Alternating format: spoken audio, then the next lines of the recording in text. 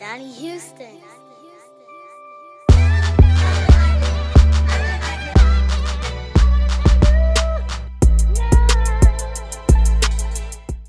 Okay, thanks everybody. Welcome to Heart of a Hustler. I'm your host, Donnie Houston. How's everybody doing?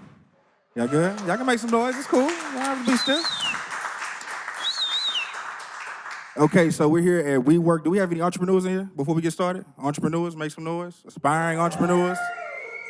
Great. Okay, so is anybody here familiar with WeWork? Show of hands, noise. Anybody? A couple of y'all? Okay, so check it out.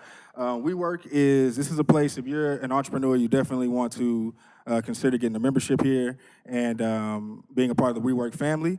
When you're ready to make a life and not just a living, WeWork is the place for you. WeWork provides innovative workplace solutions for any type of member organization, regardless of company size, maturity, or space needs. Today's WeWork is home to 600,000 plus members globally. There's 485 physical locations in 28 countries, 105 cities. And again, you can find out more information at WeWork.com or at the desk back here. Also, WeWork is a mix of members that runs the gamut from entrepreneurs, freelancers, to small businesses, middle market, and Fortune 500 corporations. 40% of WeWork members are enterprise companies, and 1/3 of global Fortune 500s are at WeWork. So it's a great company, great place to be, man, great company to be in. And last but not least, I'm sorry, y'all got a lot of announcements. They hit me with the announcements before we started. So let's get the church announcements out the way. WeWork is leading the change in the future of work by creating an environment that encourages collaborative thinking, community building, and creates a more engaged workplace for members. WeWork is more than office space. It's a full experience of intentionally designed physical spaces, a community of creators, and an ecosystem of products and services to help you focus on creating your life's work. To join the WeWork community, visit WeWork.com and schedule your tour. So, yeah, give it up for WeWork. Okay, all right. So what we're here for, again, like I said, my name is Donnie Houston. This is Heart of a Hustler. This is a series about entrepreneurship. This is about the hustler. This is about taking something from nothing, about turning your dreams into reality. And so today's hustler or entrepreneur is none other than Marcus Davis. Marcus Davis is the owner of the Breakfast Klub. Y'all can make some noise for these places when I know y'all can. The Breakfast Klub, Reggae Hut. Reggae Hut, y'all like Reggae Hut? The Alley Cat. I'm a DJ at. Somebody telling on themselves. It's the Signature Kafe. Give it up for Signature Kafe. And his latest venture, which is Kulture, right downtown, around the corner from here. Y'all been? Y'all check it out? Yeah, y'all like it? Yeah. All right, so Marcus, how you feeling, man? And I feel fantastic. Anytime I'm in an entrepreneurial space with current and aspiring entrepreneurs, it's always a good time. So. Yeah. Good to have y'all here. It's great to be here. I appreciate the invite. Thanks, man. I appreciate you for being here, man. Yeah. So let's take it back. I mean, you're from Houston. You're from Fifth Ward, from the Fifth Ward. So tell me a little bit about just growing up in Fifth Ward and just how it was just in Houston. Yeah, I'm diehard Houston. Born and raised here. Parents went to Phyllis Wheatley. Okay. My grandmother lived right on the corner of Kentucky and Highway 59. Okay. My dad used to refer to Fifth Ward before the freeway went through the middle of the neighborhood, which was completely foreign to me, that he lived before freeways, right? And now I'm watching areas that didn't used to have freeways, right. Now have freeways. Right. And then from there we moved to further northeast to Northwood Manor. Okay. Yeah, grew up there and then came back to this side, went to Texas Southern University, the greatest university on the face of the earth. TSU alumni here? We got some. Okay, yeah, we got give one. It up. We got one. Is there one? We'll take that. Yeah. Okay. So yeah, man. So what were you doing? Were you into the food industry and all that back then? Were you like young, learning how to cook, and like how did you kind of get into that whole? So a couple of ways, and one, my dad that I just mentioned, was a big inspiration in my life, directly and indirectly. And when I say indirectly, we watch what our parents do. Sometimes we absorb it. Sometimes we don't know that we're absorbing it. But My father was an educator by profession, but by passion, he was a musician and a cook. Nice. And so he had a small catering business when we were kids. And it was the first job I had. First place I got hired, first place I got fired. So what age was this? That's a real That's thing. true story. I was about 9, 10 years old. Okay, so why'd you get fired? This is your dad's business. Yeah, why'd this you my get dad's fired? get fired. Oh, he was the one that fired me. Yeah, you know? okay. Okay, dad wasn't playing. So what happened? No, he wasn't playing. My pops was serious about the work, and so we had this catering business, right? And we would, me and my two brothers and a couple of cousins, whenever he had gigs, we would be, the help. We'd help prepare the stuff, and then when it was time for the event, we also were servers. So we had little T-shirts, bow ties, cummerbunds, and our black pants and all that kind of good stuff. But that was the show part, right? You had to put the work in before. Right. Cutting, getting all the stuff prepared for the tables, floral arrangements, cutting branches and all this kind of good stuff, because he liked to use real live stuff to work with. And so one day I was slacking. He was like, hey, you need to get to work. And I didn't listen. And he said it again. He said, all right, I'm going to tell you again, you need to get to work. He said, if I got to tell you one more time, you're not going to work. And so, of course, me being who I was, he had to tell me one more time. Yeah. And so when it came time to get up and go, again, this is everybody. It's me, my two brothers, and my 2 or 3 cousins. So everybody gets up, gets ready to go, get their little shirt and cummerbund and getting ready to walk out the door. And I get to the door. He said, where you going? So you dressed up ready to go? Yeah, I'm ready to go. Yeah. And I'm getting ready to walk out the door. He said, where you going? I said, I'm going to work. He said, I told you if you didn't put the work in, you wouldn't go. Because we get paid at the end of the night. Right. And how much money were y'all making back then? Oh man, I don't remember. A few dollars. And when you're a kid, you get $5, $10 in your pocket, then you happy. Yeah. So I was missing out on my little $5, $10. Yeah. And I learned a valuable lesson, man. When he said put the work in, he was serious about putting the work in. Right. And so I learned a lesson. Fast forward. About 30 years later, I hired him, and then I fired him too. Yeah, we gonna get to that. We're gonna get to that because that's a funny story. So, okay, after that you go into your teen years? What kind of jobs are you working as a teen? Are you going into the food industry as a teen? My first job, outside of working for my pops, right. my first job was, I turned 15 years old. I walked into my mom's bedroom and said, hey, Mom, take me to the mall. I want to get a job. Because I'd been trying to get a job before, but they kept telling me I was too young. And for some reason, I know what the reason was. I wanted some money. So that's what I was going to ask you. What was driving you that? My dad was real simple. You want something, you work for it. Yeah. And so, I knew, and I had seen my brother get a job, and he come on with a check, and I was like, whoa, that's live, dude. You get to cash a check. And right. So I wanted to work, and they told me I couldn't work till I was 15, so I found a place that would hire me when I was, hire 15-year-olds in the mall, and walked into my mom's and say, hey, can you take me to the mall? I want to get a job. Yeah. And this is how dedicated parents are, right? So at the age of 15, and I'm sorry, I'm aging myself, this is in the 80s. At the age of 15, the laws were you couldn't work past 7 p.m., and you couldn't work more on the school night. You couldn't work more than 2 hours. Right. It was a worker's permit or something, right? I don't know what it's called. Okay, yeah. Okay. So my mom would drive me. Like I said, I'm from Northeast Houston. She'd drive me from 59 in Little York all the way to Deerbrook Mall. Oh wow. Yeah, for 2 hours.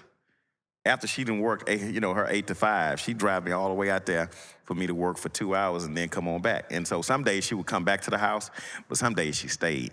And I was like, and I didn't realize till I was an adult the kind of sacrifice that was. Right. But I didn't realize till I was an adult also that she was hustling. She was using me to go shopping during the week. She was using me as an excuse to spend time in the mall. So it kind of worked out both ways. And so what was his mall job? Fast food, man. Fast food, okay. Yeah, fast food. Yeah. I was in there, shaking fries and flipping burgers. Yeah. And that's where I cut my teeth. I started working, and I was working from, I would climb the ranks. I went from fries to sandwiches to team leader to night manager. And that's when the big bucks roll. To store manager. What'd you say? And that's when the big bucks roll in. Oh yeah, you know what I'm saying, man. When you get look, fries is a serious business, bro. I'm telling you. I mean, on a Saturday in the mall, and you on fries, come on, bro. You in there working. You gotta be ready. Yeah. You gotta listen for small, medium, large, and you gotta, and it's a system because you gotta have it. So yeah, it was serious. It was something serious. Yeah, But so- it was great. Man, I'm telling you, it was a great experience. Of course, it was my first gig, but it was something later in life that benefited me tremendously because the work ethic that my pops instilled in me was reiterated by the guy that owned the store in the mall. I never forget. I was out in the dining room mopping the floor, and he's like, "Son, that's not how you mop." Yeah. I said, "What do you mean that's not how you mop?" He said, "That's not how you mop." And he took the mop from me, and he rolled up his sleeve and he did this thing where he spent the mop and got it, and he started pushing on, and I never forget that. And I was like, man, hard work pays off. And we developed a little bit of a relationship then. And the crazy part about it is, fast forward 10 years later, when I was working with the company and I was trying to get a promotion, and this was a big deal. He, who had been following my career, unbeknownst to me, he had been following me in the progress that I had been making in the company. He picked up the phone and he called the CEO of the company, and he said, "I understand that you're interviewing Marcus Davis for this position." He said, "I want you to know that's a hard-working, good young man. You got a great candidate." And so I always tell young folk, man. That's a lesson right there. Oh, it's a yeah. lesson, man. Yeah. I always tell cats, man. And it was something my dad instilled in me. Wherever you go, your name is there, right? So how you leave that space is how you leave your name. Right. And so, it was a very valuable lesson for me. Yeah. So you go to college, you go to TSU. What do you major in at TSU? And I was a political science major. Political science. Okay, before that though, what high school did you graduate from? Oh, I went to Cashmere High School. Cashmere. Okay. Yeah, I went to Cashmere. So you go to TSU. I went to high school for health professions, and then I went to Cashmere. HP. Okay. Yeah, I got the boot out of HP. You know what? And for whatever it's worth, the Heathcliff Huxtable, maybe not Bill Cosby, but Heathcliff Huxtable made an impression on a lot of black folk, right? Right. We know what this television series did, and I'm not talking about the individual off camera, I'm talking about the individual on camera, I'll make sure that's clear. We know what the series did for African Americans, right? Gave them a different perspective. Right. Gave others a different perspective, but it also gave us a different perspective. And so I was completely convinced that I wanted to be a doctor. Yeah, Heathcliff Huxtable didn't tell me what it meant to be a doctor. He didn't tell me about physical science. He didn't tell me about algebra. He didn't tell me about none of that. So, I quickly left health professions after that. Okay. But I mean, you go to college, you major in political science. What are you trying to do then? Because that's when I know you're into the politics and you're more on that now. So tell me about that side of things. So my major in political science was driven because I wanted to be involved in local government. I wanted to be involved in politics on a local level. Even considered, pursuing graduate work in public planning or public policy, and even considered going to law school. But those things, the cards they weren't in the cards. Yeah. Going back to this thing about entrepreneurship, I'll never forget. I was standing outside one day, and my dad, who was again real big on working hard, wanted us to do the yard. And I was out there just moaning and groaning and fussing and cussing. Well, I wasn't cussing out loud. But he's like, "Son, you need to know how to do this, because one day you're going to have to do this." Right. And I was like, "Nope. I'm going to be a businessman, and I'm going to make me some money so I don't have to do this." Yeah. I have no idea where that response came. All I know is that businessmen made money, and you didn't have to worry about that. Yeah, it was something you seen on TV, right? Yeah. Now, fast forward, I bought my first crib some 20 years later, and the first thing I was so excited to do was go to Home Depot and find me some plants and stuff. And I called my pops and I said, "Hey, man, come over here so we can put these plants in the ground. We can do the yard." Yeah. Okay, so while you're at TSU, because I want to touch on this too, you pledged, right? Do you pledge? Are you a member of the organization? I did. I You did did? join Yeah, I just want to make this point. It's Kappa, Yeah. right? Kappa Alpha Psi? Right. Okay, because people always ask me, "Man, why does you spell Breakfast Klub with a K?" That's not why. That's not why? No, that one has nothing to do with the other. Oh, man, okay, Yeah. well, you blew my mind. All right, well, we'll get to that. All right. One has nothing to do with the other. So after college, I mean, you don't go into the political science field. What do you do? Say it again. After college, you don't do political science. What do you end up getting into? Man, once you so graduate? after I finished undergrad, I had a choice between, I had applied for grad school. They had a new master's in public administration, And also had an opportunity with the company I was working for. And sure enough, I was weighing the decisions, and I realized that grad school didn't have a company car, it didn't have a corporate credit card, nor did it have the health benefits, the insurance that I needed. So I had to go ahead and move on and take that job. Okay, and what industry is this in? This is in food. Still food, okay. Yes, this is in food. I worked my way up through food, all the way through high school, all the way through college, and then took a job with, in corporate, in food. Okay. Yeah, So, what I do today, I did for other companies, running their units, making them successful, and decided that, it's possible for me that's to. what I was gonna say. So what was the transition and what was the thing that kind of clicked to say, you know what, maybe it's time for me to step out and kind of get my own thing Man, going? you know what? I can tell you like this. Well, one, I had been thinking about and considering how do I open a space. Because, even when I was in college, I dreamt of opening a space. Came up with different ideas, different concepts that we can do, and was always in conversation with a lot of the fellas about, doing a spot one day. Right. And so, but I ended up taking that gig, which was another way because I had the opportunity to, own one of their franchises. So, but life is funny, man. And I'd love to tell you I had this epiphany, this aha moment, and said I can do it for myself. But when your ass get fired, it kind of you gotta make a decision. Yeah. Yeah. Now I like to say the company and I came to a mutual decision to part ways. Okay. That's the way I like what to put happened? it. Were you doing the Puff Daddy Andre Harrell thing, walking around there like you were running it? Or what? You know what, man? It was one of those moments where I actually got lost, and I'll just be frank with you. I actually got lost. I forgot I was black, and racism reared its ugly head, and some things happened, and I was on my way. The short of it is, what was offered to me was rescinded, and I just didn't believe. I believed that I was worth more than what was being put in front of me. And they showed you what it was. Yeah. Oh yeah, without a doubt. Yeah. Without a doubt. I mean, that's one thing for me, that I always believed in my value. Yeah. And I wasn't, and it may have bitten me in the back at times, but I was never afraid to tell you what my worth was, what my value was. Right. But I believed I backed it up. Right. So, I mean, you leave that job, but you don't go directly into the Breakfast Klub. You go into the education, right? I went into education. I taught school. I taught 6th and 8th grade history. Coached 7th and 8th grade boys basketball at Charlestown Middle School for 3 years. Okay. Yeah. So how was that? Man, that was.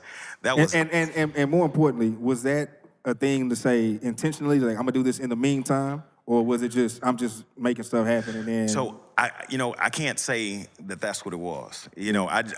So one, teaching was in my blood, naturally. Right. I told you my dad was an educator, my mom was an educator, my aunts, my uncles, no exaggeration, just about everybody in my family, they were either teachers or they worked in education. So when you have 3 aunts, 2 uncles, a mama, a daddy, a grandma, that's all in education, it's inevitable. It's just who you are. Yeah. And so, and you know what? And unfortunately, and this, the teaching profession is something that I hold near and dear to my heart, because not just because my parents were teachers, but because I understand the impact that teachers have on society, and I don't think we value them in that way. But that there used to be the saying, if you can't do anything else, you can always teach. And that is a crappy saying for such a great profession. Yeah. You know what I mean? Yeah. But fortunately, I was able to go get a job teaching. And I didn't say in the meantime. I will say this: when the company and I decided to part ways, I did try and find other opportunities in the food industry, and it just didn't pan out. Yeah. And part of it had to do with what was being brought to the table. It was either I was too high or I was too low. You follow what I'm saying? Right. I couldn't find that perfect match for somebody to put me exactly where I was. They wanted me to start over and try and work and then some of the things that I was looking for, I didn't quite have enough of the experience that they were looking for, right? Right. So they were looking for, say a district manager, someone that had run 10 units before. Right. And I hadn't done that. I had successfully, run individual units. I had even, overseen, 2 units, but I had not for a long period of time, run multiple units. So, so I went. I was like, man, I'm gonna go teach school. Yeah. But here's what I loved about teaching. Right, it was in my blood. And you keep me on track because I'm No, you old good. school. Go ahead. I'm old school Black Baptist, man. When you get a mic in front of me, boy, Nah, it's go ahead. on. We good.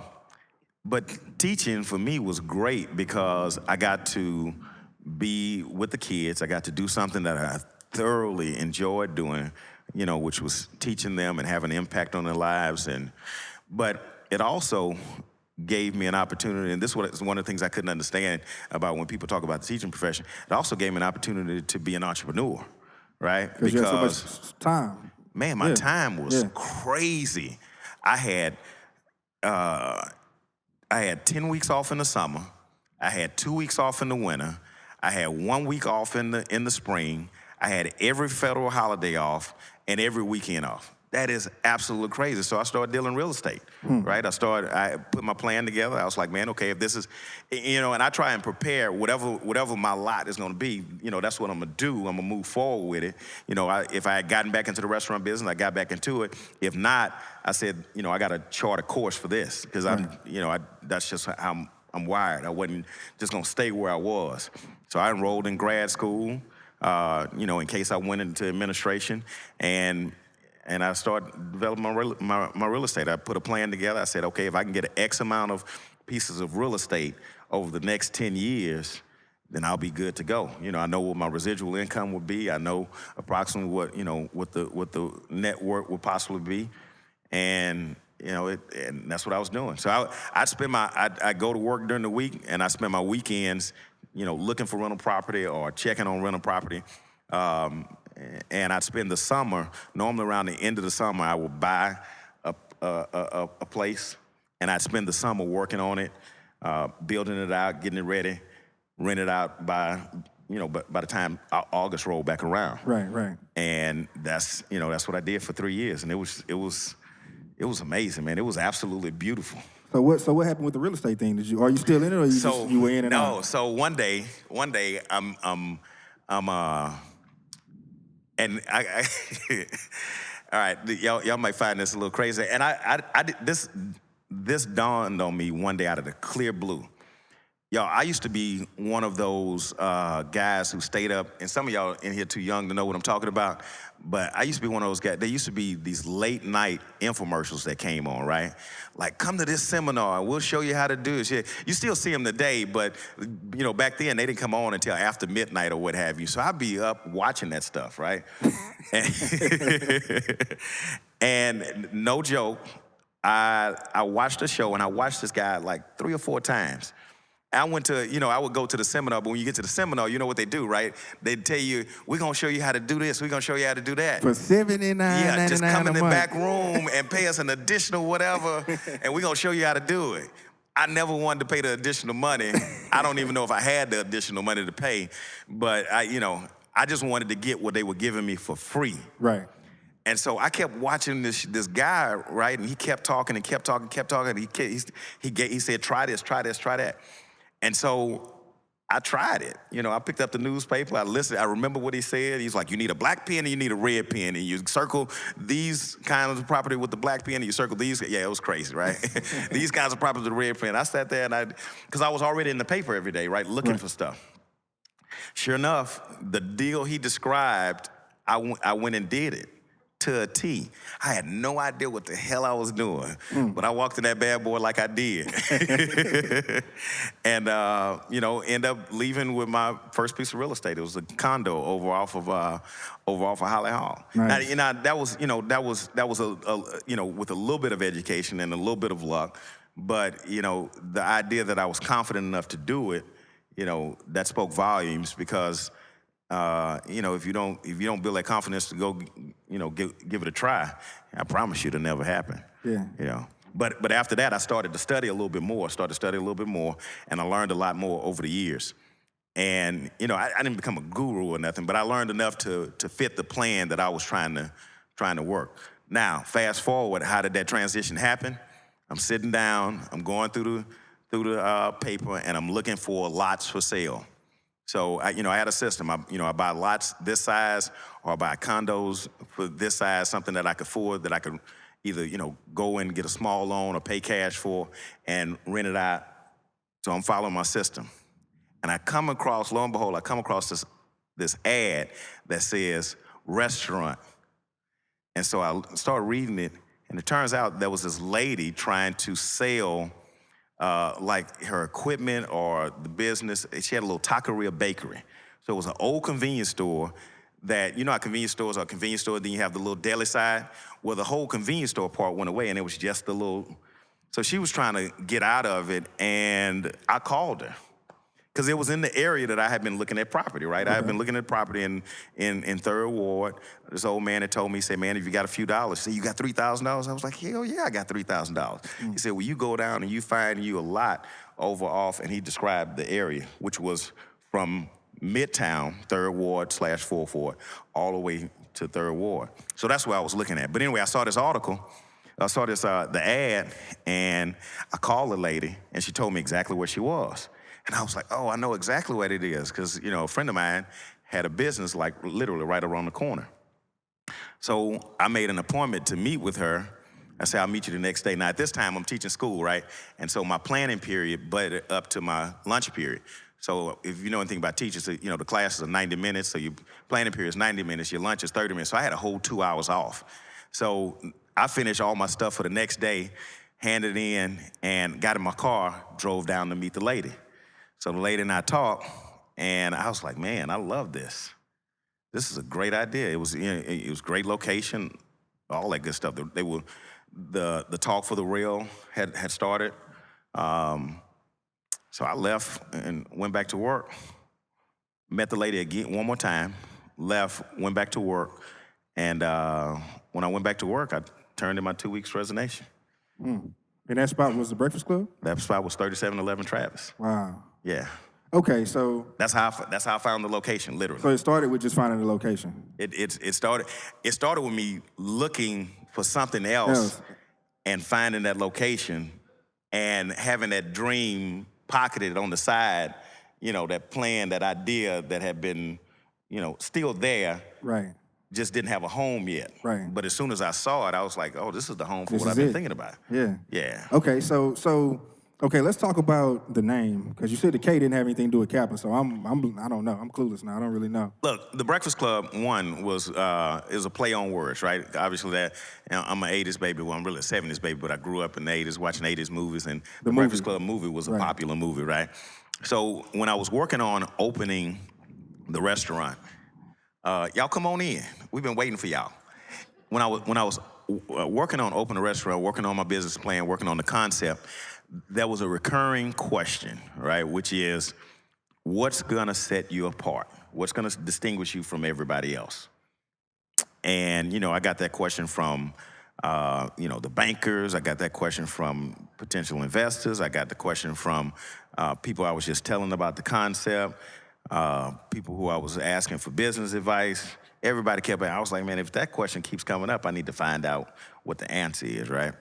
And so, and not that I didn't know, I knew the answer, but I needed to define, I wanted to write down, these are the 5 things that are gonna make us different. Right. And so 1, the name, right? The name is catchy, right? 2, the menu, right? Now, y'all put this in perspective, right? This is 1999 to 2001, right? 99 in the 2000s. Yeah, you caught that out. Yeah, sidebar, 99-2000, which will be Saturday at Alley Cat. So, yeah. There we go. So in the 99-2000s, you couldn't find fish and grits or chicken and waffle on a menu in the city of Houston. That's a fact. The first time I had it was in Atlanta at Gladys Knight. I don't even know if that was open. Chicken and waffles? Yeah, back then. In 2001. I don't know that it was open. In Atlanta? I'm not certain. Yeah, I'm not certain. But in the city of Houston, yeah, it was not here. Yeah, in the city of Houston, you couldn't find it, and so I knew that was number 2, right? That was something that would set us apart. This is how we're different. The third thing was going back to 99 to 2000s what was the rave at the time? Coffee houses, right? Coffee shops were, that's when America decided, yes, I am willing to pay $4.72 for a cup of coffee, right? America all agreed at one time that we would do that. And so, and I was a coffee drinker. My dad was a big coffee drinker, and, you know, I was a coffee drinker. And so, the challenge was, and this goes to entrepreneurship, right? The definition, I should have started this off right. The definition of entrepreneurship, my definition of entrepreneurship is filling a void in the marketplace that the marketplace is calling for consciously or subconsciously. I say it again. Filling a void in the marketplace that the marketplace is calling for consciously or subconsciously. I say consciously because sometimes the marketplace says out loud what they want. I say subconsciously because sometimes the marketplace don't know what the hell they want and they need the entrepreneur to bring it to them. They didn't know they wanted it, but when you brought it to them, they was like, oh yeah, I couldn't describe what it was that I wanted, but that's it right there. Like people didn't know that they wanted this WeWork, which is a hell of an entrepreneurial venture, until WeWork did it, right? Right. And so the entrepreneurial opportunity there was coffee shops were the big rave, but coffee shops back then didn't serve food, right? Your Dietrich's coffee, you know, all those coffee houses, they didn't sell food. Hey man, and if they did, they may have sold a Danish or something like that. The restaurants that sold breakfast didn't serve coffee. Didn't serve great coffee. Let me fix that. So you go to your Dennis, your IHOP, and you know, you get some all right food, but you definitely get some crappy coffee, right? Because they just didn't value coffee.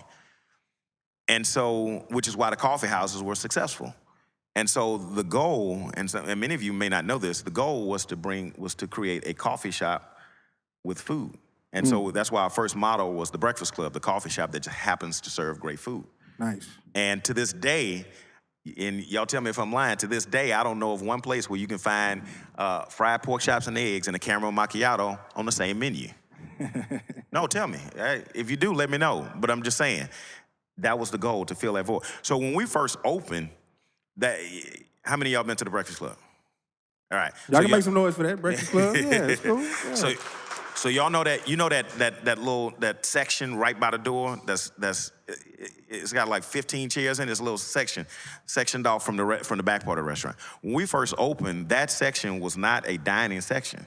That section was a coffee section. It had 2 couches, 2 love seats, tables, chairs, and it was a place where people literally sat and drank coffee. Check this out. This is in 2001. It was also a place, because we didn't have these, we didn't have the iPads, we didn't have the cell phones, and everybody didn't have a hard top at home, right?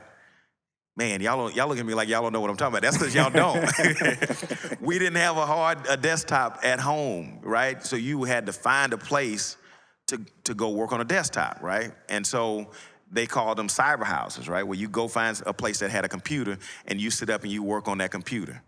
And so in that corner, we had 2 computers where people sat up, drank coffee, and worked on the computers. Yeah. Yeah. So tell me about some of the early, Y'all don't know about these days. Yeah. Y'all don't know about going to Kinko's and having to have your business plan bound together. And that was a big deal. Oh man, he got his business plan bound with the little plastic front and that was, you know, now you can print that stuff at home, you know, but you had to go to Kinko's and pay for that to get it done. But go ahead. Yeah. So I mean, the Breakfast Klub now is, No, I didn't answer your question. Finally. Okay. Finally. Yeah. So the other thing that I wanted to do was, I was like, man, the menu, what can we do different? And I wanted to have a signature. The signature, the idea was turn all the hard C's into K's. You know, play on it, right? Take the C out of bacon and change it to B-A-K-O-N and change the spelling of chicken. And I just thought it'd be, you know, it was quirky. And I thought people would and it does, it catches on. Okay. You know, so much so that when other people use it, people are like, is that your spot? No, that's not my spot. Yeah, so let's talk about some of those early marketing strategies you were doing to get everybody in there, because you're right there in Midtown, but it's a new spot, you know what I mean? You have to kind of go out here and literally introduce yourself and talk about some of those things, giving out the muffins. Yeah, so and, y'all want to talk about some dinosaur stories? Yeah. This is before that was the world of, you know, again, the biggest marketing piece that you had back in the day was 2 things that you had, right? If a guy had a street team and if a guy had a database, an email database. I mean, people used to charge a grip. Hey, man, can you send this email out for me? Man, I got 20,000 names on my thing. You'd have to pay like $500, $700 for them to click send, because that was a strong form of, right? That was a strong form of marketing back then. Right. But some of the guerrilla tactics that we use, for a little while, in Midtown, I got the nickname the Muffin Man, right? Why is that? Because I would randomly show up at the neighboring businesses with, bags of muffins and flyers to introduce myself to the neighborhood. So I get to work in the morning, we get in at about 5 or 6, we get the store open, we're ready to rock and roll. Now that we got the store open, I need to get out on the corner and grind. And one of my hustles was I'd take about 15, 20 muffins, cut them up, put them in the to-go boxes, and I'd take them around to the different businesses, introduce myself. Hi, I'm Marcus Davis from the Breakfast Klub. We're right around the corner. Come see us. Give them a flyer, all that kind of good stuff. So that was when I attacked this. 2, this was real hardcore. So y'all know that corner of Alabama and Travis, where 10,000 cars pass before 10 a.m. I would play Frogger in the morning, and I go get the flyers. I'm sorry. Frogger is this game back in the 80s that we played, and the frog would dart in and out of traffic. So I would time the light. When the light was red, I'd dash out, and I'd run out to the car windows, and I'd hand them a flyer, and try to get back to the other side before the light turned green. And that was part of our marketing. It's just, it's just so many things that you had to do back then, because you didn't have everything at the touch of a finger the way you do today. And don't get it twisted. While I believe in current marketing, I still don't discard some of the old school tactics. And talk about that, because it was something that you wanted to do at your other job, about moving the money around. You were talking about the story about moving the marketing to the business and just focusing on that. So yeah. So that's a different story. All right, yeah. I'll share that. Because we're gonna get into that when we get into the service with Breakfast Klub. So I just wanted to touch on that. Yeah. So the those guerrilla tactics, they were fruitful, they were beneficial. We used them, and they worked. Now I ain't one to brag, but I just like the facts to be straight. We created a line out the door around the corner up the street without Instagram in 2003. I'm just saying, that's just... So 2003 was when the line... Put that on record, all right? No Instagram, no Facebook, no Twitter, line out the door down Alabama all the way up to Main Street. You said 2003? 2003, 2004 is when we really started to hit. So one thing we missed was that you had the idea for Breakfast Klub in '99, but it didn't open until 2001. Yeah, I had the idea for, oh man, that's a whole nother story. I had the idea for the Breakfast Klub in '99, and I didn't just have the idea. The idea for the Breakfast Klub came, you remember I mentioned that, a bunch of fellas and I used to hang out, and we would always talk about, man, one day we ought to do this, we ought to do that. And in the late 90s, downtown made a transition, like all across the rest of the country, where the downtown would change from being desolate at night to they started having, restaurants downtown and workspaces, residential and restaurants, right? Bars and things of that nature. So Bayou Place opened at that time in the late 90s. And that was a big deal, right? That was a big deal in the city of Houston when Bayou Place opened, because people weren't going downtown at night for entertainment. So the idea came one night when a group of friends and I were driving around, and we hit a couple of spots, right? This was back when Carl Lewis had a space back in the day called Cafe Noir, okay, over in Midtown. It was, another spot up here in the Bayou Place. But nonetheless, everywhere we went, we were like, man, we could do something like this. We could do something. So we had a couple of jazz bars, a couple of nightclubs, and the whole night was about, can we do something like this, right? And so we kept talking, and then we're talking about going to get something to eat. And when we went to go get something to eat, I was like, man, the places we went to didn't have, everybody want to go eat breakfast late night, right? So, and where do you typically go? You go to like a Denny's or IHOP. And I was like, no, that's boring. We need to find a place or create a place that looks and feels like the place we just came from, right? So the cool jazz bar that we just left, going into a light, bright restaurant, lights all bright, it's cold as hell in there, and the waitress got on polyester aprons and stuff. It just didn't match. It wasn't the same fit. And so I went home and I drew up the idea. I started working on the concept. And after I finished working on the concept and found the spot, I went back to every single cat that was in those cars with us that night. And I learned a valuable lesson. We talk a lot. Yeah. Yeah, we talk a whole lot.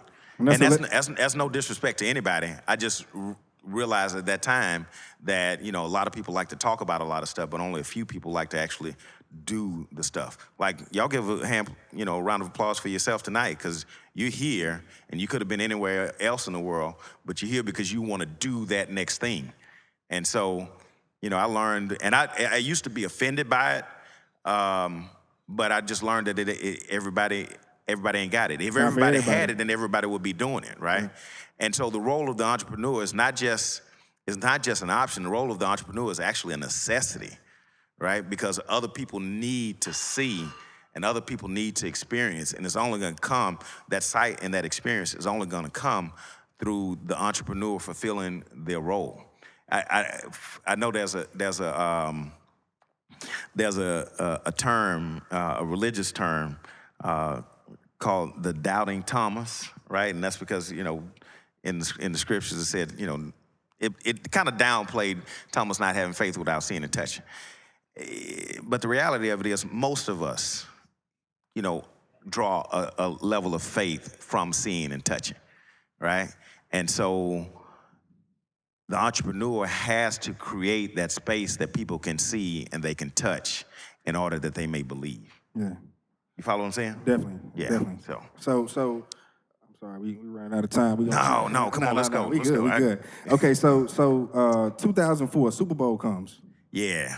And so I said 2003, so it's 2004. Yeah, so Super Bowl comes, and by this time you've already established, everybody knows you go to the Breakfast Klub, it's a celebration. It doesn't matter who you are. They're gonna make you feel like you're Michael Jackson when you get there. You know what I mean? So talk about that, just the importance of just focusing on the service and just that pep talk you had with them, like, hey, y'all, the Super Bowl is here. Yeah. This is our moment to make a name. So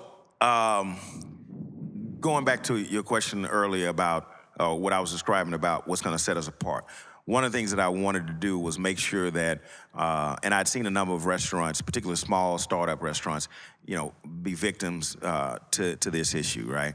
Which was inconsistency in the product and the lack of availability of the product and just simply not doing what you say you were going to do, right? And so, however simple this sounds, one of the things that I wanted to make sure we did was, we open when we say we open, we close when we say we're going to close, and what's on the damn menu is in the store, period, point blank. And while that sounds simple, that was something in my experience that was a flaw of some failed businesses, right? They didn't honor their word. We close at 2 o'clock. We don't close at 1:55. We don't close at 1:50. We don't open at 7:15.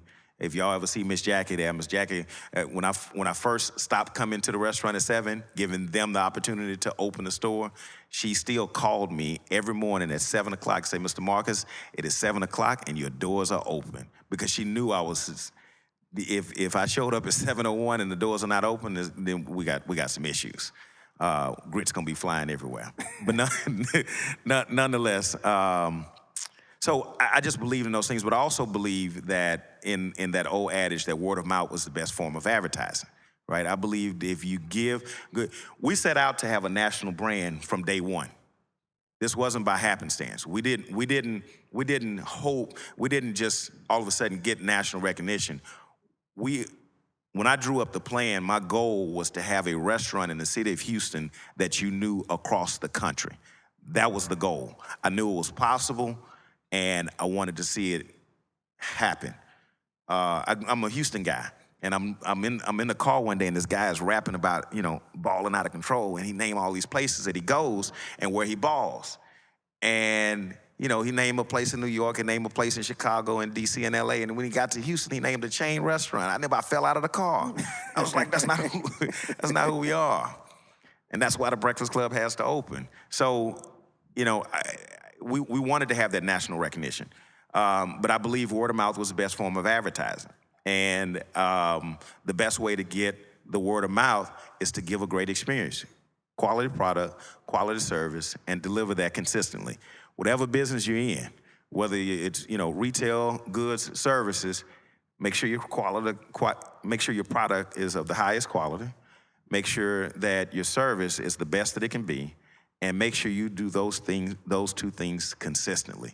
And I guarantee you that you will see some sort of success if you honor those three things. I said some sort. I can't tell you what kind of success, but I can guarantee that they won't fail you.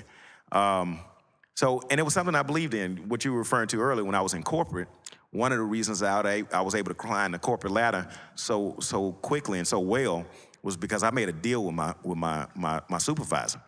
I was like, when you send me to a store, I was a troubleshooter. I used to go to stores that were failing, and I'd fix them up. And I told him, I said, if you send me to a store, give me about 90 days, close your eyes, don't look at the numbers. I promise you, it's not going to look good. But on the 91st day, I'm going to make you look like a superstar. And she trusted me, right? And they trusted me to do this. And one of the things that I asked them, I said, here's the advertising dollars, and here's the marketing dollars, right? You can allot for 14% in labor. I'm just making numbers up, right? You can allot for 14% in labor, but you only allot for 3% in discounts and advertising, right? And I was like, I don't need a whole 3 points over here. If you allow me to move 2 points over here, let me have 16% in labor, and don't trip out, because I'm not going to spend the other, but let me have 16. Why did I believe that was important? Because I believe the more I put into the team that worked there, the more they will put out for the customers. And the more they will put out for the customers, then the customers would return over and over and over again. And at the end of the day, it ended up working out, because the higher the volume, the lower the labor, the more, the higher you can spend on advertising. So that was just something I believed in. I believe wholeheartedly in service being a form of advertising. Yeah. And so, to his point, he asked about Super Bowl. So Super Bowl was coming. Again, my plan from day one was to have a nationally known restaurant for my city, right? And so Super Bowl was coming. I had a meeting with my staff. I said, y'all, we're about to run, we in a team meeting. I said, we're about to run a national commercial. We're about to run a commercial across the entire United States. And they got it. They was like, yeah. Because they thought we were about to run a TV commercial, right? And so after they finished clapping and applauding, I said, in the next week or so, we're going to have people visiting our city from all across the country, from New York to Miami, from Seattle to the bottom of California. I said, when they come to Houston, they're going to be expecting something great. And when they visit 3711 Travis, we're going to give them the best that we got. And when they leave out, and I was showing them on a little show, I said, when they leave out and go back, they're going to go to New York and tell them how great it was. They're going to go back to Miami and tell them how great it was. They're going to go back to Chicago and tell them and Portland and California. I said, and that's how we run national advertising. And so that was our strategy. That was our goal. And, it was simple stuff, and I know we're in the height of this foolishness that's going on the internet, but one of the things that, and I made a post the other day, planning, preparation, and execution. Planning is important, preparing what you have planned is important, and executing is just absolutely crucial. But you cannot execute if you have not prepared to execute, right? And what I mean by that is, you make a plan, okay, we're gonna do this. And you can't just jump from planning to executing. There has to be some preparation in it, right? I can't plan to sell chicken without actually getting there, cutting up the chicken and prepping it, right? You got to put the prep work in. And so I was saying that for a reason, but I forgot just that quick. We were talking about Super Bowl. The Super Bowl came in. Yeah, so the Super Bowl came in, and and we were preparation. Remember I told y'all, we do what we say we're gonna do. We open what we say we're gonna open, close when we say we're gonna close, and what's on the menu. And one of the things I was adamant about was we are not running out of food. I don't care if 100,000 people show up at the Breakfast Klub, we will not run out of food. And so we went through this elaborate process of making sure that we had food for days. And people were absolutely amazed. They were like, man, how are you not running out of food? I said, because we prepare for it. How do you not prepare for the biggest stage in your business's, lifetime? It was just something that I couldn't conceive. I couldn't conceive not being prepared. And we've taken that preparation. I don't know how many of y'all follow me on social media. Marcus Mosiah, Instagram, selfless plug. I had a running joke that I would show people how we prepare. So we went from make sure we order a truck and another truck and another truck, right? Instead of going from one order a week or 2 orders a week, when those things come, the days before, we would order extra trucks, right? And we went from ordering extra trucks, check this out, to ordering the truck. So I called the food company. I said, don't bring me extra trucks. Bring me a truck and sit that bad boy in my parking lot. Fill it up, sit it in my parking lot, because we're gonna have food for days. And it takes that type of preparation in order to be set. I tell people, man, you be careful what you pray for, what you wish for. Be prepared for what you pray for and what you wish for, because when it happens, you got to be ready for it. Definitely. Yeah. So the Super Bowl, you would say that was a defining moment for the Breakfast Klub. That was the one. Man, that was the one. Man, I got a chair to this day. I got 2 chairs that y'all will never see. One was the one that Serena sat in. The other one was the one that Beyonce sat in. I took them both to my office. Okay, Breakfast Wait, Klub. my wife's not gonna hear this. The Breakfast Klub. My wife's not gonna hear this. All right. So the Breakfast Klub is rolling. Right. And the next venture you acquired, it was a little different though with the Reggae Hut. The Reggae Hut was more of like a struggling business, and you were able to kind of pick them up. So how many of y'all familiar with Kwanzaa, right? Kwanzaa. Right, I believe in practicing the principles of Kwanzaa. One, especially the 4th principle of Kwanzaa, which is cooperative economics, right? And I believe that the entrepreneur has a role to the community, and the community has a response role to the entrepreneur. I just think that's how it works. I believe I'm here to give something to the community, and the community is here to support us in order that we may continue to do this give and take, right? And so cooperative economics is, we will build our stores and we will grow them together. And so the Reggae Hut, which served as a source of inspiration for me, because it opened in '96 when I graduated from Texas Southern, and it was hot. It was hot at the time. Reggae Hut was on and popping. Yeah. And then when I graduated, I left and I started doing some other stuff. And then when I got back to Houston, it was still there, but I think it had changed ownership. Then when I opened the Breakfast Klub, it was still there, but it changed ownership again. And then by the time, around 2004, but it was somewhere that we went for dinner, my wife and I. We don't do a lot of cooking. We eat out a lot. One, because we don't have a lot of time to do a whole lot of cooking. But 2, I believe in circulating the dollar. So we would find neighborhood restaurants. We find restaurants in our community that we would go out and we would support. And we made it a point. We eat from This Is It one night. We eat from Reggae Hut another night. We eat from Family another day. And it was just so on and so on. So I show up at the Reggae Hut one day, and they were struggling. Yeah. And I was like, man, this is a tough one. I showed up another day, and they were out of something, or they were closed. It was just a number of days that things were happening. And a friend of mine, I had this thought, but I didn't say it out loud. I was like, man, I'm thinking to myself, dude, I can do something about this. I can fix it. And so sure enough, he's eating. He was like, man, you ought to buy this place. And that was all she wrote. And that was 2000. That's 2006. 2006, and it's still rolling. 2006. The Reggae Hut has been around for 20 plus years. Yeah. We've owned it for 10 years, but the Reggae Hut is older than the Breakfast Klub. Nice. Yeah. Nice.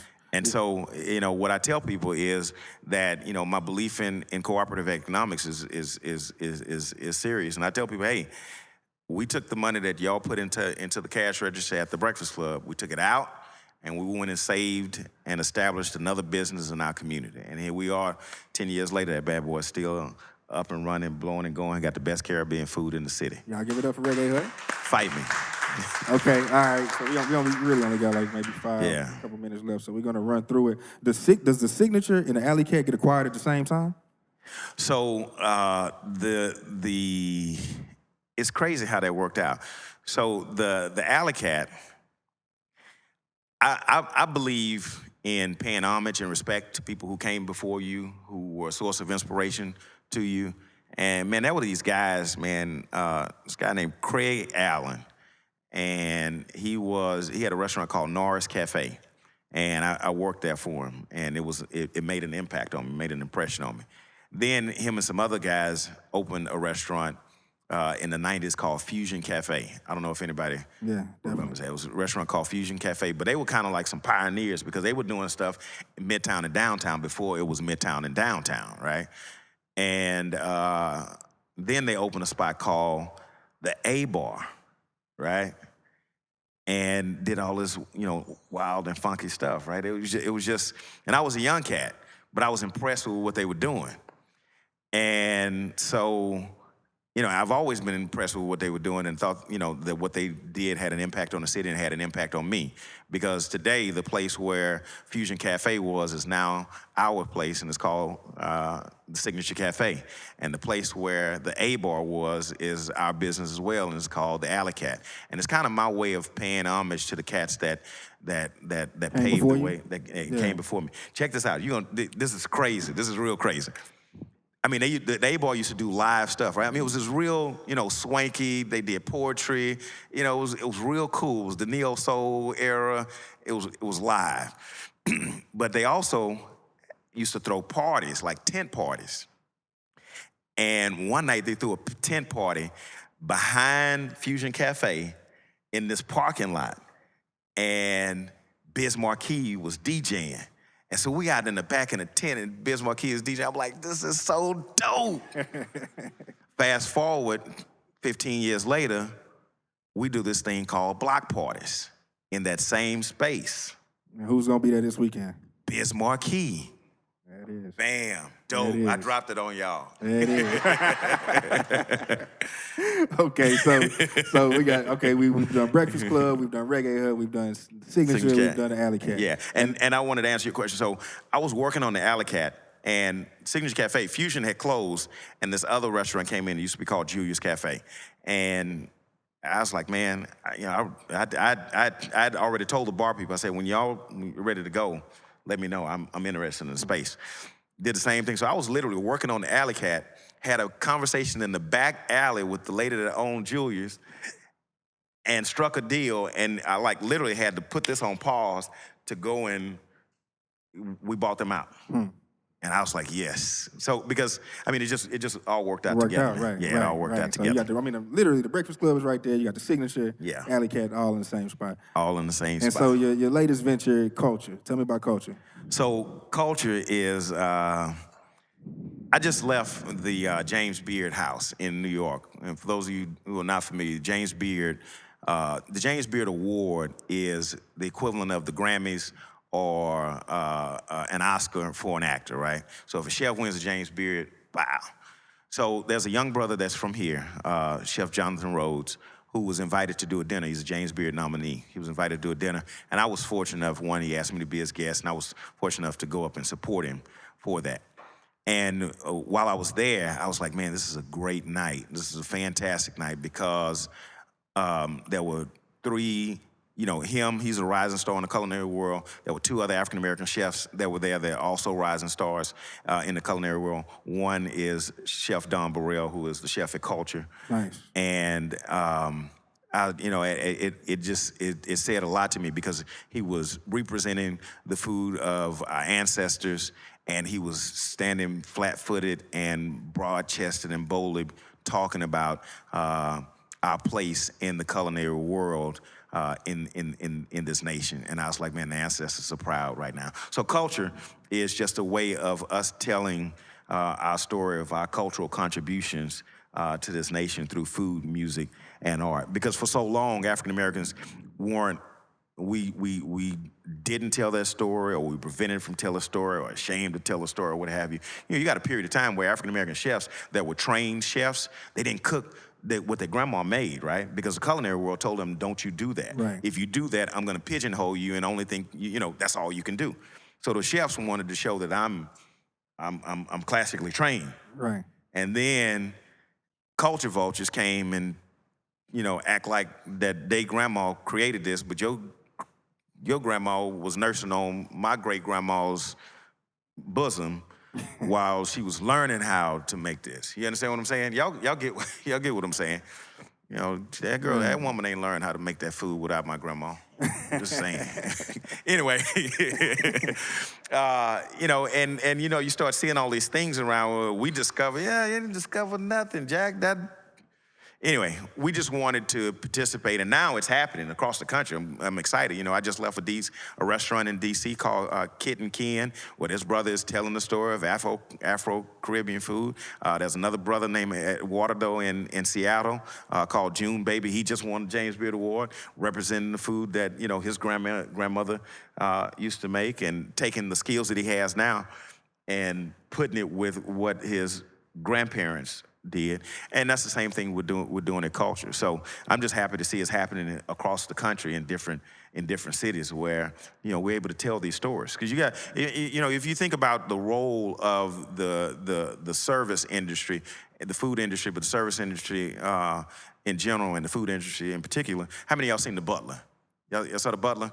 So y'all remember that scene in The Butler where the son who was going to college on his dad's dime, right, and had become all high and mighty and hoity-toity, was like, well, your dad's just a butler. And then Oprah slapped, said that butler put you through school.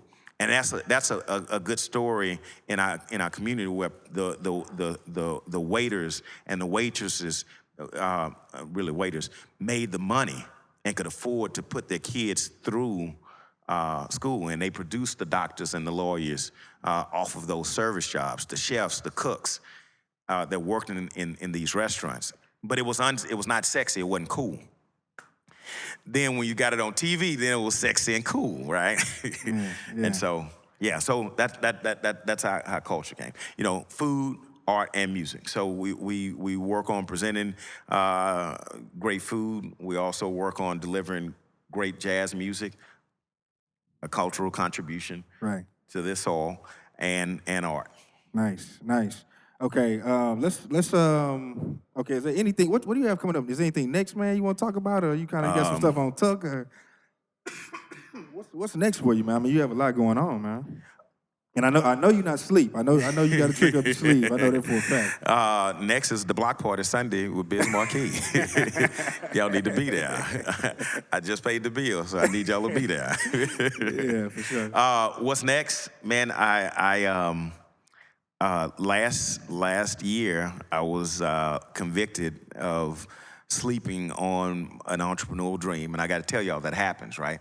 It happens. Sometimes you can grow so comfortable in a space that you do not. My man just told me just a few minutes ago. I said, "What's up, man? I ain't seen you in a while. How you doing?" He said, "I'm good, man. I just quit my job." We didn't even finish the conversation. I just gave him a fist bump because I knew that meant that something great was on the horizon, right? And I have a lady to this day. She used to tell a story about the day I told her to quit her job. I said, "Wait a minute." Now she's been in business 16 years now, but I say, "I never told you to quit your job. I told you what I did. I did quit my job because I just didn't believe in," and people do this, but I just didn't believe in the ability to give it 100% and still, you know, do the other thing. Plus, you know, if you don't put yourself in an uncomfortable situation, you know, you're less likely to do what's necessary in order to get where you're trying to go.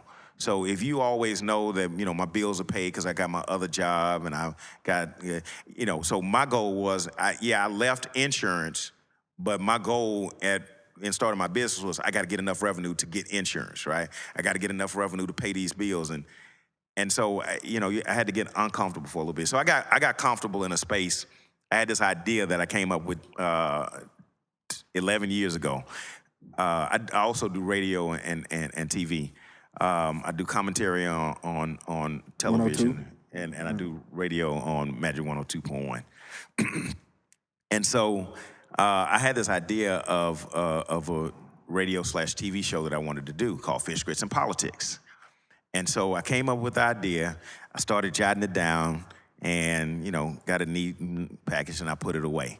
Because now, I'm the host of Sunday Morning Live, Magic 102.1, Marcus Davis. Thank you for joining me. And then I started doing different, getting invited to, hey, we want you to come comment on it. I started doing commentary, getting invited to different TV stations to comment on whatever the breaking news was or whatever the topic was. And that led to being invited regularly on one of the shows on Channel 2. And then that led to being a panelist every week on Fox 26. And so I just kind of put it to the side. And then, I got smacked in the back of the head for being comfortable. And what I mean by that is I got an email from my attorney saying, hey, your trademark on Fish, Grits, and Politics expires in 90 days. A trademark lasts for 10 years, y'all. And I was convicted. I was like, man, I have been sitting on this thing for 10 whole years. And the crazy part about it was I had gone away to a conference, one of those seminars where you bare your soul, you learn a lot, you get to, you peel back the layers. I literally just came from one now, so that's why I'm so full, because I literally just came from one now. But while I was there, one of the things that I had to write down was, because the question was, the moderator was saying, what's something that you haven't been doing that you're supposed to have been doing, you put it down, you created it and you have not done it. And I was convicted. I had to write. I was like, man, I have completely effed over Fish, Grits, and Politics. So you're back now. Yeah. And so there's this, I'm sorry, but there's this phrase called massive action. Anybody familiar with that term? Massive action. So it's when you have an idea, I'm sorry, Donnie, when you have an idea, you have to do something that commits you to that idea that will put you at a loss if you don't fulfill it, right? And so I picked up the telephone and I called up the lady that I knew I wanted to produce the show, because I had given it to her 10 years ago. I said, hey, I want to create this show. And she literally cussed me out. She was like, boy, don't you call me about this no more, because you done called me 3 times about that. And I went through the feed of emails, because I keep my old emails. I went through the feed of emails and saw that, yeah, I talked to you about this 3 times over the last 10 years. And nothing ever came of it. So I said, here's the deal. I called her from the workshop. I left out of the workshop, went and took a break, got on the phone, and called her. She didn't answer. I sent her a text. I said, we need to meet when I get back. When I got back, I knew she was going to be upset if I called her to talk about that, so I had already committed to my massive action. I wrote a check, right? And it wasn't a lot, it wasn't a light check. And I told her, as soon as she started yapping, I gave her the check. I said, if I don't finish this project, you just cash the check and you keep it. So I had to get my ass to work. Because if my wife knew I had written that check. And so Fish, Grits, and Politics is a web series that we started last year. We launched our first one in October. We just completed season 1. We did 9 episodes. And it's just us sitting around the table talking about relevant issues. And I say relevant because the reason I walked away from what I was doing on political commentary on television was because I wasn't creating, right? I was just there facilitating. And I really wanted to create the content that we were discussing, and content that had real value beyond sensationalizing an argument over partisan politics. And so we did our first show. It went well. We did one a month. After that, we just finished our 9th one, season 1. And so what's happening? Yeah. So y'all go to fishgritsandpolitics.com, the website. Y'all go to our YouTube page and become a subscriber. Subscribe. Peter paid this lady this money now. Yeah, I go. And so what's next? And we're working on season 2. Nice. Okay, we're working on season 2. Nice. Okay, so does anybody have any questions? Yeah, I'm sure we do. So I'm gonna ask one question and then we'll do questions. Yeah. One last thing for me is talk about surviving a drought. Surviving what? Surviving a drought, because it's not always. Oh man. not always gonna be up. Man, so I'll tell you this. There was my first few years in business, and I didn't realize this at the time until it hit me.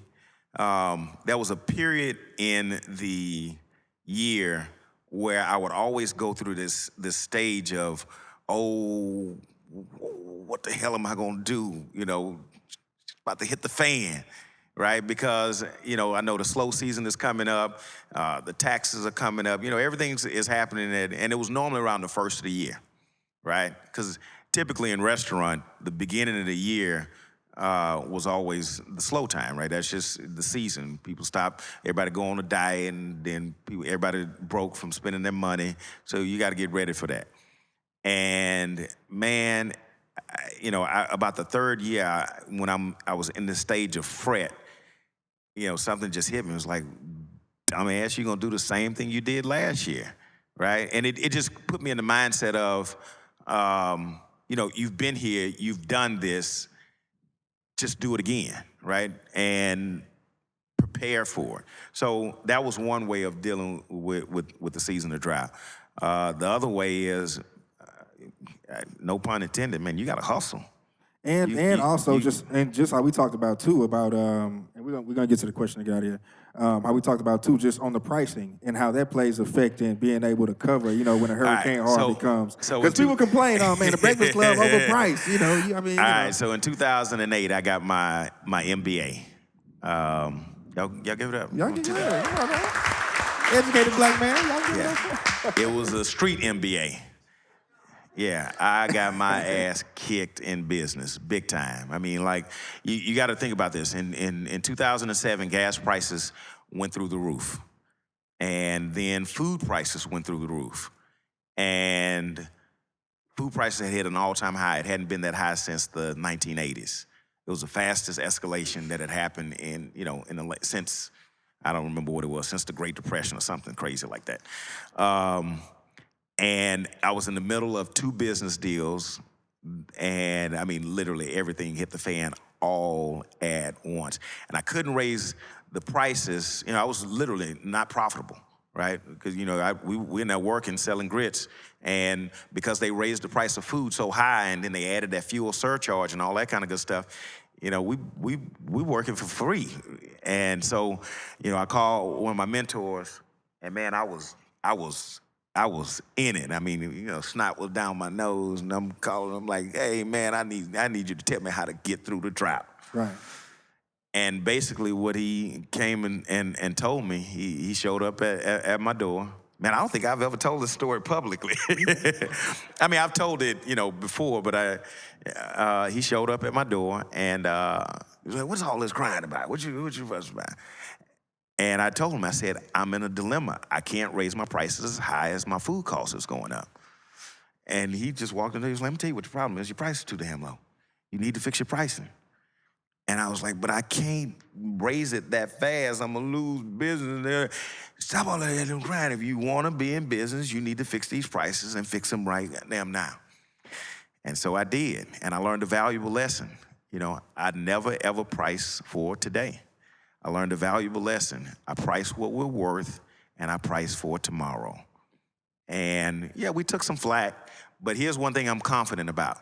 If we're backing it up, if we're giving you the consistency, if we're giving you the quality, if we're giving you the service, you know, you don't have anything you complain about. So my wife was literally, she was afraid. She was afraid that we were gonna lose business.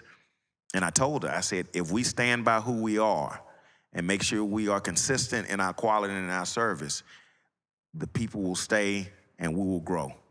They stayed, we grew, and the rest is history. And it's because of that, you know, that I began, you know, I started telling entrepreneurs, man, get your quality right, get your service right, and price yourself to be in business. And don't price yourself to be in business today. We price ourselves to be in business tomorrow. You know, people say, you know, you still keeping the doors open. My goal is not to keep the doors open. My goal is to flourish, not to just exist. Yeah. Right? And that's a big difference. You know, I don't go to work every morning just to keep the doors open. That's a mediocrity mentality for me. So, you know, I price for tomorrow. How do I want to grow? Because I can't grow off of just pricing for today. And I tell you, one of the things that I was invited to speak at the Harvey at a workshop for businesses about Hurricane Harvey. This was like a little bit ago, about a couple of months ago.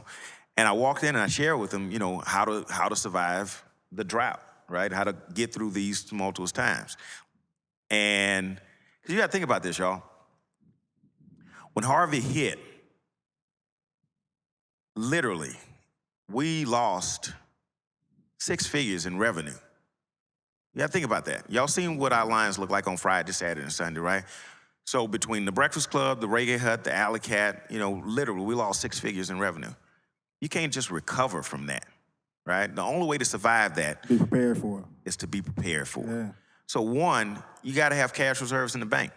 And if I had listened to other people and had, not priced accordingly, we wouldn't have had the cash reserves. 2, we had to have the credit. We had to have our books in order.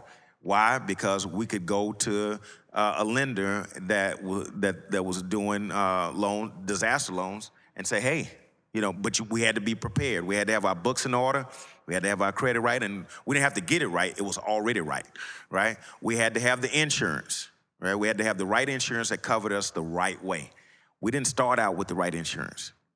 We started out with, no insurance. And then you got to get a liability policy, and you got to get another level of policy. And so we kept working. And then the day I got the policy that this is, it's kind of nerdy, but I was like, I got insurance. I got, a Cadillac with all the bells and whistles. Whatever happened, we are covered. Then you have to have an attorney on retainer, because even though you covered, the insurance company ain't there to give you your money, right? They're there to try and keep your money, and you gotta call your attorney and say, hey, I need you to go fight them. And you have to have the cash reserves in the bank in order to be open the next day. So just being prepared and, forward thinking, and being ready Pricing for tomorrow. Being priced for tomorrow. Yeah. And being ready to hustle. And one of the things I tell people is not making knee-jerk reactions.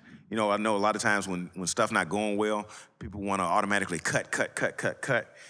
And I can't tell you exactly what to do, but that ain't always the solution. If you ain't got everybody walking in the door cutting your marketing, definitely ain't gonna get people in the door. You understand what I'm saying? Right. So you have to make calculated moves, and you got to get strategic. Right. Yeah. Okay, let's get some questions. Yes. Introduce yourself and where you from.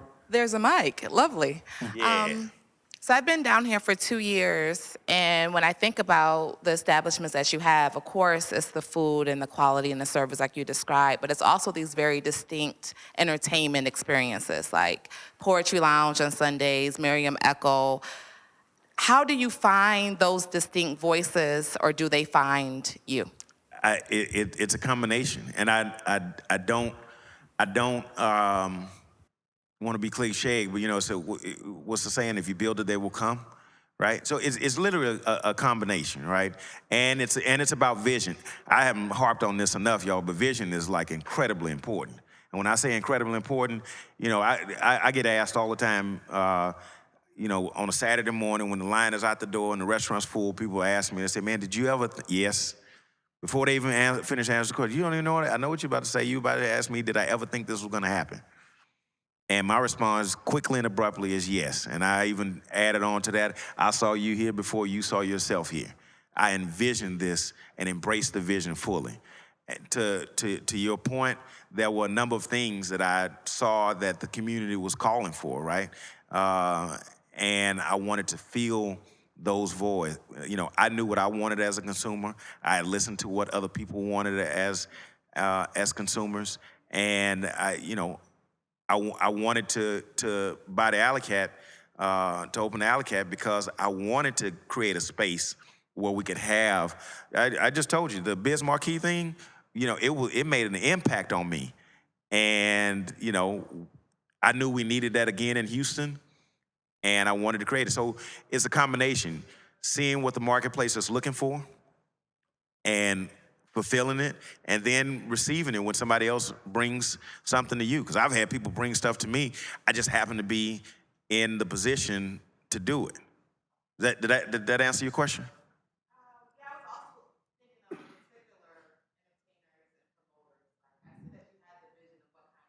You're saying how does a talent make it to Alley Cat? Well, the reason why he can get like a phenomenal DJ like a Donnie Houston over there. Yeah, that's a great. Donnie is the best person to ask that question. But nah, I mean, for me, it was just like, Alley Cat was one of those spots, and like if you're entertaining, you want to go where the people are. You know what I mean? So when I moved back from Atlanta in 2016, Alley Cat was the talk. So I'm gonna go with what they talking about. Yeah. But again, like you said, if you build it, they will come. If it didn't exist, then Yeah. you know. But you also, I do this thing, I call it a mental Rolodex. Like I'll see someone, meet somebody, and I just make a mental note, like, man, one day I wanna do something with them, right?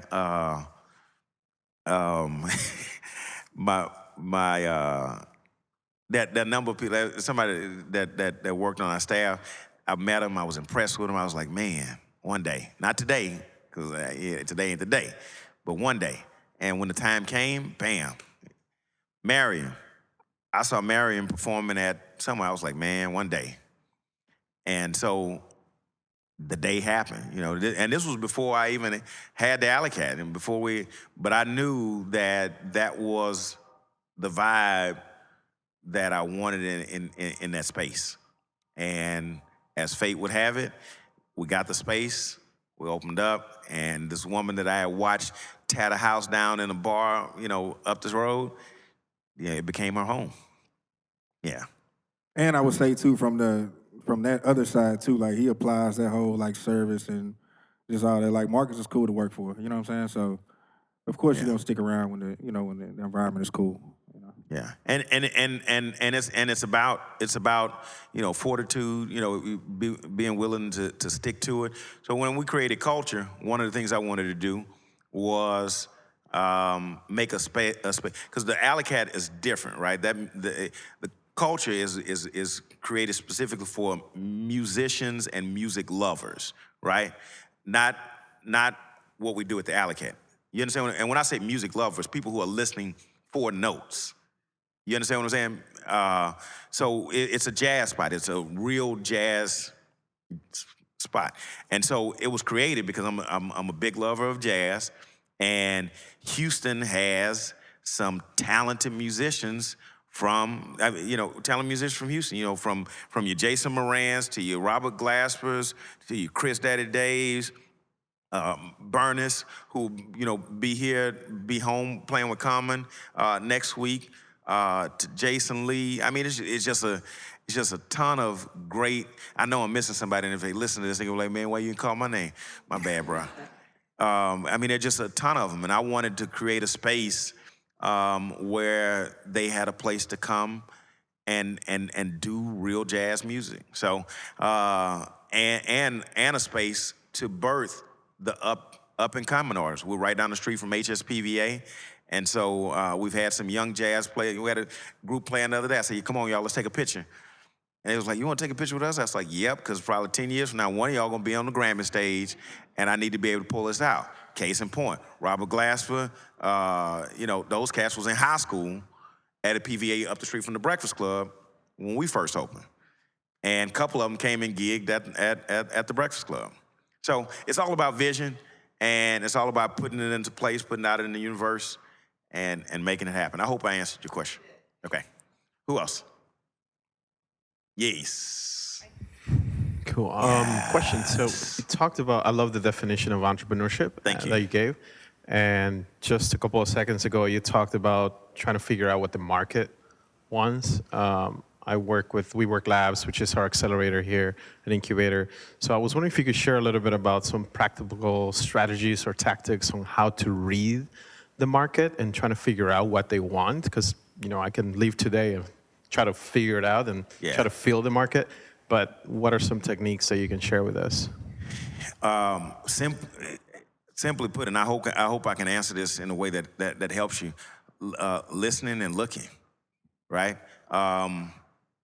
if I just came off a learning journey. I was gone for a few days, and it involved a number of things. But one of the things I do is I go and I look at what's happening in other places. What are people doing? What are people not doing?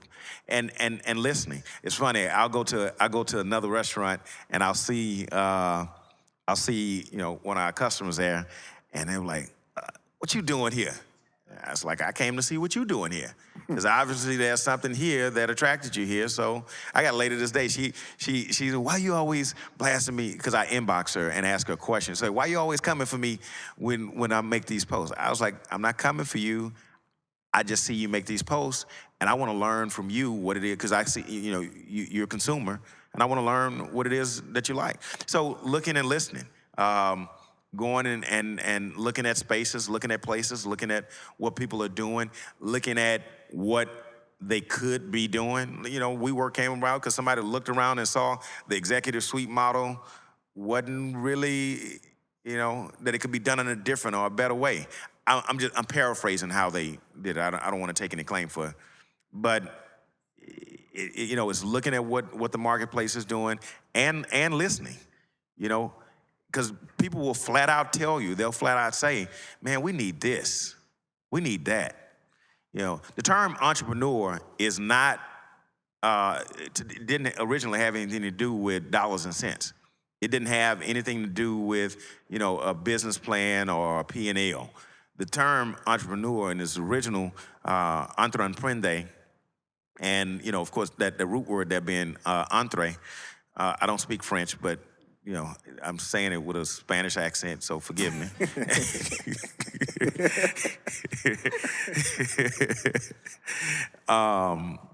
But the idea was, it meant to go between, right? That original word meant to go between, to find, you've got this exists and that exists, but they don't exist, they don't connect. And entree meant to go between and to bring them together. It actually meant to undertake. Right? Ironically, it came from it had something to do with the term undertaker, right? Because nobody wanted to deal with it. Who's gonna do with this dead body? The undertaker went between the problem and fixed it. Do your homework on that. I'm telling you, it's real weird. But because I wanted to know where the word come from. I'm quirky like that. I'm nerdy like that. I look at etymology of words because I want to understand the original intent compared to what the current intent is today. But looking, listening. I hope that helped. I literally have done things because I heard people say, "I wish we had this." Ta-da! Now you got it. And I've actually done things because I've looked around and seen people operate in a way where they desired a specific thing, and we put it in place. All right? Who else? Anymore? Yes, ma'am. Oh. Hi, my name is Shernavia. I am a native Houstonian, and I was a loyal customer to the Breakfast Klub. I live in New York now, so that's why I haven't Left been there. us. I did, Wow. because I work in entertainment. You live in New York now? Yeah, I do. You been to Boulevard Bistro? I have. Yeah, I just left there. Anyway, go ahead. Okay, Yeah. but my question is, I left New York because I work in entertainment, so there was not an option for me to stay here. So I've been in New York almost 5 years now, and You say you work in entertainment? yes. Okay, got it. So I experienced the imposter syndrome when I got to New York because I'm from Houston, and I didn't originate in New York, and so everybody that had jobs in entertainment that were like of significance and they had hiring capacities, they just got them because they happened to be in New York. So my question is, had you ever experienced the imposter syndrome? Because I hear you saying like you had this vision and you always knew what you wanted to do and you were gonna execute it because you planned and prepared, but had you ever experienced the imposter syndrome? So are you saying imposter syndrome? Yes. So tell me what the imposter syndrome is. Where you feel like you have the ability, but you're in these spaces where you feel like you don't belong and you're uncomfortable, so you feel like you can't really do what you know how to do, and it comes natural to you, but it still feels like you're not supposed to be there. Yeah. So your question is, have I ever had that? Have you ever like had that or experienced it? You know, I don't know. I'd have to think. That's not saying yes or no. I would say I don't know, but what I will tell you is, and it's crazy because I just, like I said, I just got back from New York, and I was with Eric Thomas, and one of the topics of the weekend was be your authentic self. And I was like, wow, you know, I you know, my post this morning on social media, Marcus Mosiah on Instagram, selfless plug. My post this morning was, you know, of the 7 billion people on the earth, there's one thing that you're better at than everybody else, and that's being you. And so I don't know that I've ever had exactly what you're talking about, but I would encourage you to be the best damn you that you can be, and this preview to my upcoming post. We have a habit or a tendency, unfortunately, to live in incarceration, right? And one of the most beneficial times for me was when I got out of jail. I stopped living in the minds of other people. Because if you live in the minds of other folks, then you will always be incarcerated in their mind. And so, man, I love being free, 100%. But we can talk offline if I can, you know, share some more. But the other part of that is, man, you know, entrepreneurship is about doing it where it needs to be done. And this is not, you know, a bag on you moving to New York or anything like that. But one of the things I share with other entrepreneurs, because I hear it a lot, man, I need to move here to do that. Why? Because we don't have it here. Duh, that's the definition of entrepreneurship. We didn't serve fish and grits in Houston until we did, right? And so wherever that space is, you know, be the entrepreneur, right? I had a question. How do you get your staff to give excellent customer service? Man, look, I'm gonna tell you like this. Y'all give it up for my team. So one of the things that I remember, that story I told you about the apartment, the condo that I bought early on. That was a learning lesson in there, right? Because when I went to sign the loan paperwork, there was a question on there that was important that I didn't understand why it was there, but obviously it's on a bank document, so it's gotta be important. And it asked, what is the occupancy rate, the owner occupancy rate of the complex that you're buying this condo in? And I asked the bank, I said, man, why do they wanna know that? Why is that important? And he said, because banks tend to frown on complexes that are less owner occupied because the value doesn't stay. I was like, wow. That is amazing. Going back to that concept of why I chose to be in my business full time versus trying to open it and do something else and do this. I wanted to be in there because I wanted to add more value to the business. Now, coupled with that, me being in there allowed me to develop the culture that I wanted to have exist. You know, set the standards and hold people accountable for those standards. You know, I've been very clear and consistent with our team for the last 17 years. This is who we are. You know, we're not this, we're not that. We're here. And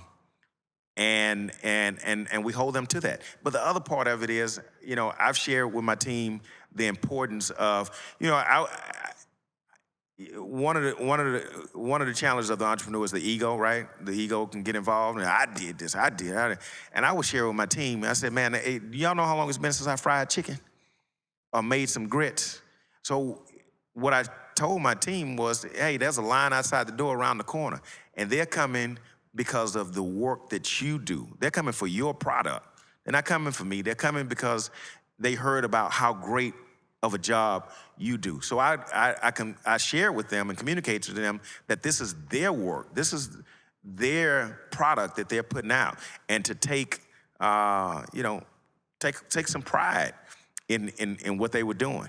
And so it's all about, you know, getting the buy-in, not the buy-in just based on something hokey. Empowering them, right? It's empowering them and letting them know what where their value is. The other part of it, I try to keep it real. I would tell them, I was like, payday comes every other Friday, and Marcus can't pay y'all. I don't have the money in my pocket to pay y'all. The people that make it possible for us to, and I keep it real. I would tell my team, I said, the people that make it possible for us to put food on our table, clothes on our back, pay our rent, pay our light bill, buy school clothes, they're standing outside getting ready to come in.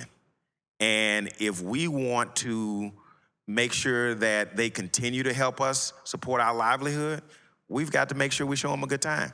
I keep it just that real. The other part is I share with our team the impact that we have on people's lives. It's not just, so when you come to the Breakfast Klub, it doesn't matter what time it is, we say good morning. It could be 7 o'clock in the morning, it could be 1 o'clock in the afternoon. And that philosophy came because they said, why do you always say that? I said, well, because you never know if someone has, you take for granted that someone has been told good morning today. You never know if they did. And two, somebody could have a bad day and we getting ready to start it all over. I don't care, it's 1:30, but we about to start this bad boy all over. Good morning. And so I just share those types of things with our team and hope and pray that they get it. And and then the other side of it is, you have to hold them accountable for it. So one, you pray that they buy into it. Two, you make sure you hold them accountable for not adhering to who we are and what we say we're about. Nice. Did that answer your question? Yeah. Nice. I'd like to say, we perfectly selected, this person. Yes, selecting a person is important. Going through the process of selecting a person is incredibly important. We recently brought aboard a manager. Man, he was phenomenal. Everybody loved him, and we thought he'd be a great part of the team. His name is Norman, and Mr. Norman has been a great addition to our team. And part of it came in, when in the interview process. We knew what culture we had, and we knew whether or not that person fits in. Now, I can't say that that's work every single time. Somebody come in, they start out one way, and then things change and what have you. And that's where the accountability piece comes in. Nice. Okay, so listen. I think she had a question. Do we have one more? Yeah. Didn't you have a question? Yeah. I just wanted to ask, aside from the $3,000 that you had prior to purchasing the Breakfast Klub, what other kind of preparations did you have or did you not have, and how did you get to a place where you were prepared?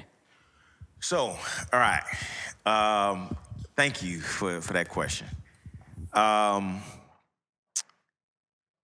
father, who, as I mentioned, had a big inspiration. It was a big inspiration for me. Prepared me in a great way, right? He taught me two things, three really. One, save, right? I didn't have all the money to open the Breakfast Klub, but I was able to quit my job when I went back because I did have a nest egg, that I had saved up, right? The other thing he taught me was about the importance of credit. Right, make sure your name is synonymous with your credit. The first time I learned that was when I had a job interview and they checked my credit. And I was like, what? They say your credit speaks to your name, right? And my dad had told me the same thing. And so fortunately, I had those two things. Now, why did I say I was fortunate? Because he didn't have a damn dollar to give me when I went and told him about this idea that I had. And I kept asking people about, hey, how did you get started? And I kept hearing, well, my dad this, my dad that, my dad this. And so by the third or fourth time I heard it, I went back to him. I was like, Dad, you sure you ain't got no money? Because everybody else said that, you supposed to have the bag, right? Nope. But fortunately, he had taught me to save. He had taught me, I'm nerdy, y'all. I used to brag. I used to walk around. I got 700 credit score, and I'm 25 years old. It's like, but it was a value. And the third one was he taught me how to bust my ass, taught me how to work extremely hard. And so those things so what did I have? I did have this understanding of saving. I did have this thing, I understood what credit, the value that credit meant. What I didn't have was, I I didn't have the know-how. I didn't have the savviness, right? I didn't have the how to structure a loan, how to. If I had known a lot of stuff back then, I could have done it. We've been successful. There's a whole lot of other stuff that because I didn't know how valuable that 700 credit score really was, right? So I didn't have a certain level of knowledge, and I didn't have the money that I thought I needed, that I really wanted to start the business. And so that learning curve was a beast. But I wouldn't have it any other way. Oh yeah. It ended up working out. I mean, there was some long nights, some bumps and bruises, some crying and all that kind of good stuff. But like I said, I used to have this. I used to staple newspaper articles to my wall from the business section. Man, people gonna really think I'm a big nerd. And it was always if I read an interesting story about a CEO, I would take that article and I'd staple it to my wall.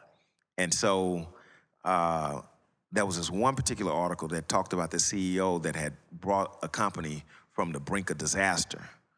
And from there, I started studying different styles of leadership. So, and this is what I mean. So I'm gonna use a sports analogy. You got the Bill Parcells and the Phil Jacksons, right? Phil Jackson knows how to coach a team that has superstars on it, right? Bill Parcells knows how to take a team from 1-15 and make them 15-1. So I knew that I needed to learn how to be a Bill Parcells type of, because I'd had some other tests, some other challenges, but I didn't know what it was like to literally have to take a company and bring it up from the brink of disaster and prop it up into a winning position. And I told y'all earlier, be careful what you wish for, be careful what you pray for, because in 2008 and 9, when the stock market tanked, and how you asked me about real estate earlier, I lost. Yeah. Anyway, and I had to make a conscious decision at that time. I had to make a conscious decision. I had to make a decision of, do I try and save the real estate, or do I try and save the business, right? Because things had gotten really, it had to be that decisive. It had to be that defining. So I either had to sell off some stuff or lose some stuff or what have you. But I had made the decision that the business was number one and everything else was secondary. And the reason I made the decision, because I knew, the real estate we had was valuable, but I knew that it could never reach the potential of what the company could. Right. Right. Okay, so listen, man, it's been great. You know what I mean? Fantastic. It's been great having you here. Y'all give it up for Marcus Davis if y'all enjoyed yourself. Nice. This is Heart of a Hustler. I am Donnie Houston. Marcus, you got anything before we get out of here? Man, only thing I got to tell you, man, is, as I mentioned earlier, make sure that you are, filling the void in the marketplace that the marketplace is calling for, consciously or subconsciously, making sure that you deliver quality product, quality service, and do that consistently. And man, I can't stress enough how important it is to have a vision and to have the faith to match that vision, and having the hard work, the willingness to work hard to make it happen, being prepared to sacrifice, and lastly, most important, recognizing and realizing that all this stuff that you do is not for you. What was given to you was given to you by the Creator for a specific purpose, and that is because you are to make a contribution back into the creation. We have a role to fulfill. The dream that you were given was given to you in order to be of service to the creation. So keep that in mind, and thank y'all for coming out. That's what's up. All right, well, listen, Marcus, again, man, thanks for coming out, man. Listen, we'll see you guys at Alley Cat on Sunday for the Labor Day block party with Biz Marquis. That is. And I'll be there on Saturday. And we have brunch on Sunday as well. At the Alley Cat. You can get that Breakfast Klub. I'm just throwing it all in there since we're here. Yeah. But, hey, man, we out. Thank you guys for coming out. Thank y'all so much. Heart of a Hustler.